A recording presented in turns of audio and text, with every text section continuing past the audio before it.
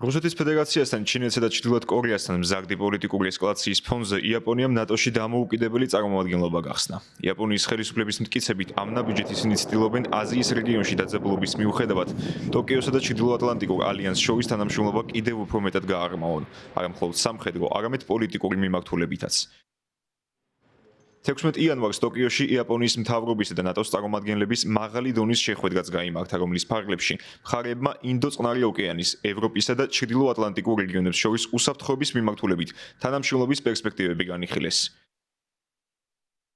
ახალმა მისიამ საკადრო ცვლილებებიც განაპირობა. თუ მანამდე ნატოს ალიანსის საკითხები ბელგიაში იაპონიის დიპლომატიური უწყების კომპეტენცია იყო, ახლა ახალი წარმომადგენლობა საელჩოსგან დამოუკიდებლად იმოქმედებს. მისიას ოსამუ იძავო ხელმძღვანელებს. 2022 წლის 24 თებერვალს უკრაინაში რუსეთის სრულმასშტაბიანი შეჭრის შემდეგ იაპონიის ხელისუფლებამ ჩრდილო-ატლანტიკურ ალიანსთან თანამშრომლობის გაძლიერება გადაწყვიტა. ტოკიოს მიზანი უსაფრთხოების ზრდა იყო, მით უმეტეს, როცა ქვეყანა მოსკოვის მოკავშირე პეკინისა და ფხენიანის პოლიტიკური ზეწოლის ქვეშ მოექცა.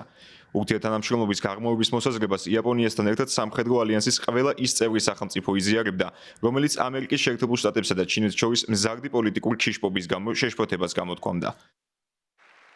შექმნილი მდგომარეობის გამო 2024 წლის ოქტომბერში თანამდებობაზე არჩევისთანავე იაპონიის პრემიერ-მინისტრმა სიგერო ისიბამ აზიის რეგიონში ნატოს მსგავსი უსაფრთხოების ალიანსის ფორმირების იდეაზე დაიწყო საუბარი, თუმცა ინიციატივას არც კონკრეტული ნაბიჯები და მით უმეტეს არც შედეგები მოჰყოლია.